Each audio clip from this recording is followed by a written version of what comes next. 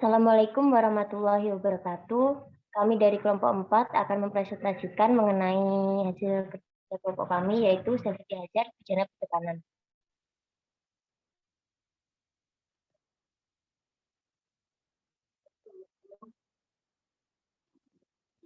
Next. Untuk nama anggota kelompok 4, yang pertama ada Dwika Mahdris, NPM 19, kemudian April Faiz, NPM 25, kemudian Anis Rohmawati, NPM 32, dan Rizaldi, NPM 166.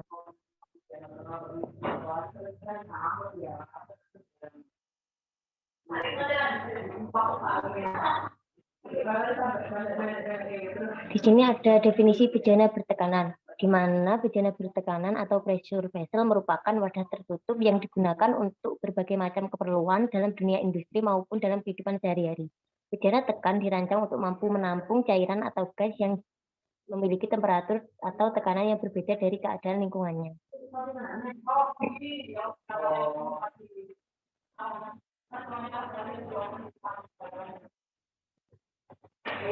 Kemudian ada jenis-jenis bejana bertekanan, di mana jenisnya ada 4. Yang pertama yaitu botol-botol baja yang memiliki volume air maksimum 60 liter.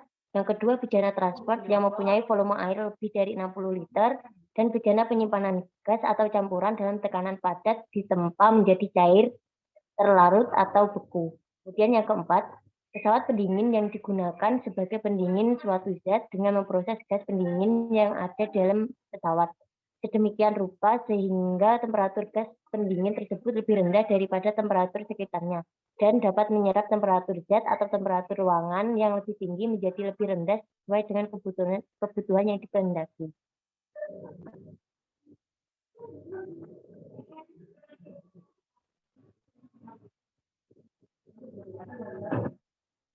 Kemudian ada dasar hukum safety hazard bejana bertekanan, di mana Peraturan Menteri Ketenagakerjaan Republik Indonesia Nomor 37 Tahun 2016 tentang keselamatan dan kesehatan kerja bejana tekanan dan tangki timbun.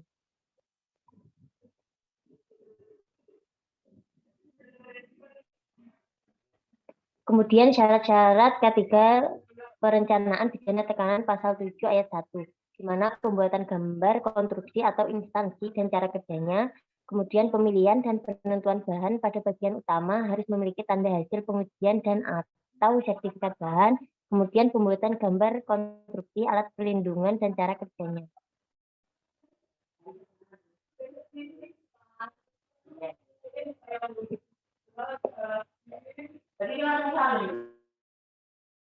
Pembuatan bejana tekan menurut pasal 7 ayat 2 meliputi pembuatan spesifikasi dan pengecatan prosedur kualifikasi bila dilaksanakan dengan pengawasan. Kemudian pembuatan harus sesuai dengan gambar rencana. Yang ketiga, perencanaan jumlah bejana tekanan atau tangki timbun yang akan dibuat. Kemudian penomoran seri pembuatan dan rencana jenis zat pengisi. Selanjutnya akan dilanjutkan oleh rekan. Selanjutnya adalah sanksi.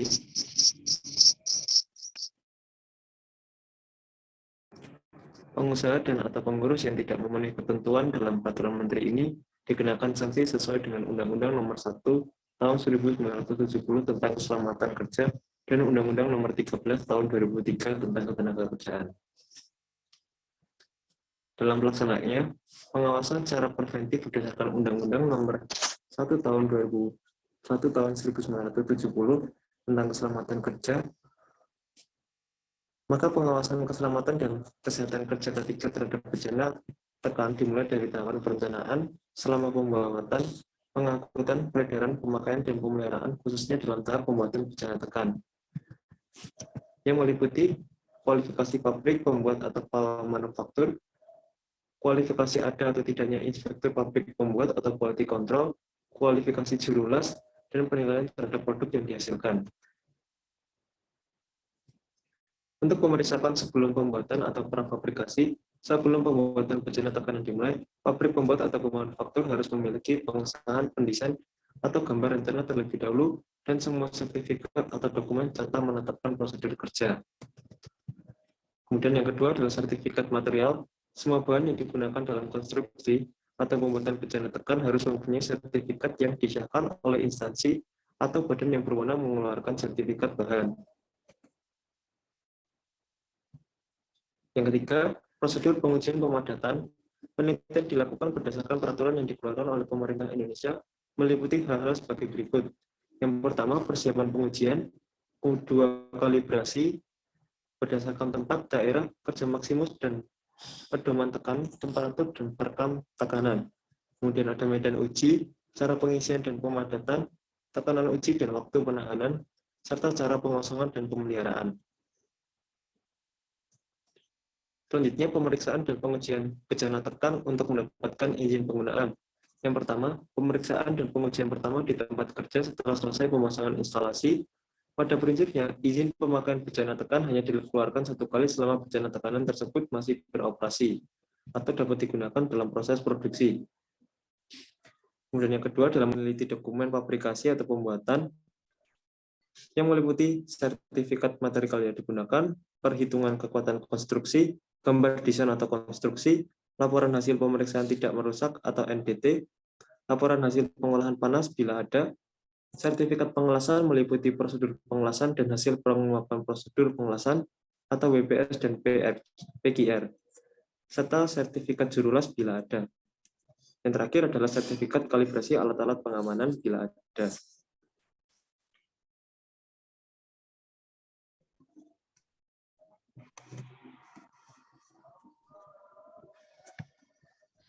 Oke, selanjutnya yang ketiga ini ada pengujian, pemadatan, atau pressure test, di mana pemeriksaan dilakukan mulai dari tahap persiapan, pelaksanaan, dan sesudah pengujian, yang meliputi hal-hal sebagai berikut, yaitu yang pertama ini ada sertifikat kalibrasi dan identifikasi dan pedoman tekanan bila disyaratkan. Kemudian ada bagian-bagian kerja maksimum dan lokasi pedoman tekanan dan perekaman tekanan. Kemudian ada tekanan uji pada pedoman tekanan, pada perekam tekanan. Dan yang terakhir ini adalah lakukan pemeriksaan kebocoran atau perubahan bentuk pada daerah atau bagian yang kritis dan tekanan pemadatan dan sesudah pemadatan. Selanjutnya, yang keempat ini ada pengujian tingkat pengamanan. Adapun hal-hal yang perlu diperhatikan, yang pertama itu ada sertifikat kalibrasi dan tingkat pengamanan. Yang kedua itu ada tekanan saat tingkat pengaman membuka dan saat menutup harus sesuai dengan peraturan standar yang digunakan dan sesuai dengan peraturan yang berlaku. Oke.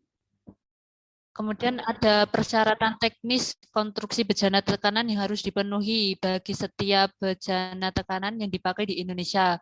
Yang pertama ini ada konstruksinya, yaitu konstruksi bejana tekanan yang memenuhi standar itu harus jenis bahan harus memenuhi standar yang berlaku, kemudian tabel material itu juga tidak kurang dari hasil perhitungan kekuatan konstruksinya. Kemudian ada kondisi material itu juga tidak terdapat cacat atau melebihi batas. Yang keempat yaitu sambungan las memenuhi syarat. Terus ada ketebalan plat drum dan kepala dengan ketebalan tertentu telah dilakukan perlakuan panas setelah seluruh pengelasan. Kemudian pada uji hidrostatik tidak ada kebocoran, rembesan, keretakan, atau perubahan bentuk yang menetap. Yang kedua ini ada alat pengaman. Jadi alat pengamannya ini harus lengkap, kondisinya atau ukurannya memenuhi standar dan berfungsi dengan baik.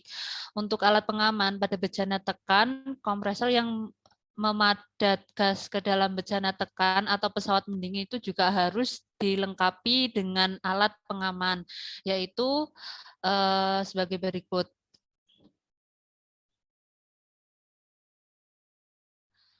Jadi manometer yang memiliki angka skala tekanan paling kurang sama dengan tekanan percobaan dan dilengkapi dengan strip merah pada tekanan tertinggi yang diizinkan. Kemudian keran cabang 3 yang memiliki flange dengan garis tengah 40 mm, tebal 5 mm.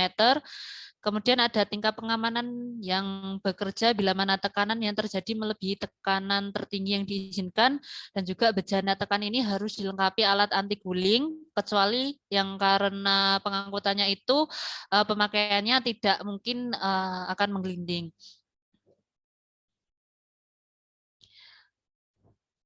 Nah, untuk syarat-syarat ketiga perencanaan bencana tekanan yang sesuai dengan pasal 7 ayat 1 itu yang pertama pembuatan gambar atau instalasi dan cara kerjanya. Kemudian yang kedua itu pembuatan gambar konstruksi instalasi dan cara kerjanya. Ketiga pemilihan dan penentuan bahan pada bagian utama itu harus memiliki tanda hasil pengujian atau sertifikat bahan. Yang keempat ini pembuatan gambar konstruksi alat, perlindungan, dan cara kerjanya. Oke, selanjutnya di sini ada pertimbangan bencana bertekanan, yaitu gambar konstruksi itu harus memenuhi syarat, kemudian data ukuran-ukuran pesawat serta bagian-bagian itu harus dituliskan secara jelas, kemudian gambar bagian konstruksi penyambung antara satu bagian ke bagian lain itu juga harus dicantumkan sehingga bentuk sambungan itu dapat diketahui secara jelas. Dan yang ketiga ini pelaksanaan pembuatan pesawat uap harus memenuhi prosedur sesuai dengan standar yang jelas. Dan yang terakhir ini ada pelaksanaan pengujian pesawat uap harus memenuhi prosedur yang berlaku. Oke, selanjutnya akan dijelaskan oleh rekan saya. Selanjutnya, selain alat pengaman yang harus terpasang, maka setiap bencana tekan harus diberikan tanda-tanda pengenal sebagai berikut. Yang pertama yaitu nama pemilik, lalu yang kedua yaitu nama dan nomor urut pabrik pembuat, yang ketiga yaitu nama gas yang diisikan, lalu yang keempat yaitu berat dari botol baja dalam keadaan kosong tanpa kerat dan tutup. Yang kelima, tekanan pengisian yang diizinkan.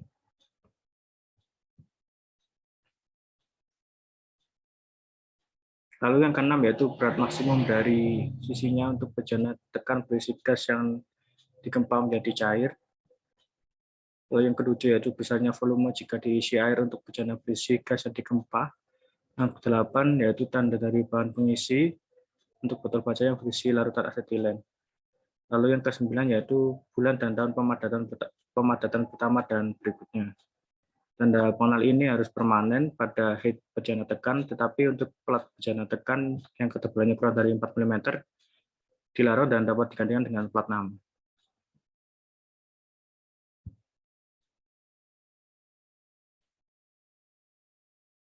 Selanjutnya yaitu sumber bahaya dan akibat yang ditimbulkan bencana bertekanan. Yang pertama yaitu kebakaran. Gas yang mudah terbakar yang dikemas dalam bencana tekan bila dicampur dengan udara serta sumber panas dapat menimbulkan kebakaran atau ledakan. Lalu yang kedua yaitu keracunan dan iritasi. Beberapa jenis gas tertentu mempunyai sifat-sifat beracun yang sangat membahayakan bagi makhluk hidup karena dapat meracuni darah dalam tubuh melalui sistem pernafasan maupun jaringan tubuh lainnya. Lalu pernafasan rezeki atau asfixia, sejumlah gas tertentu yang tampaknya tidak berbahaya karena tidak beracun dan tidak dapat terbakar, tetapi dapat mengakibatkan kematian apabila gas tersebut telah memenuhi ruangan tertutup sehingga oksigen dalam ruangan tersebut tidak cukup lagi memenuhi kebutuhan pernafasan. Yang ketiga yaitu peledakan. Semua jenis gas bertekanan yang tersimpan di dalam botol baja maupun tangki gas mempunyai bahaya meledak karena ketidakmampuan kemasan dalam menahan tekanan gas yang ada di dalamnya.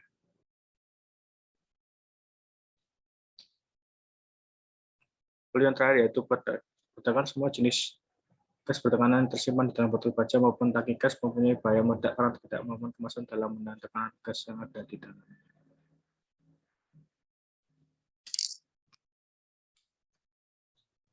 Sekian yang dapat kami sampaikan, kurang lebihnya mohon maaf. Assalamualaikum warahmatullahi wabarakatuh.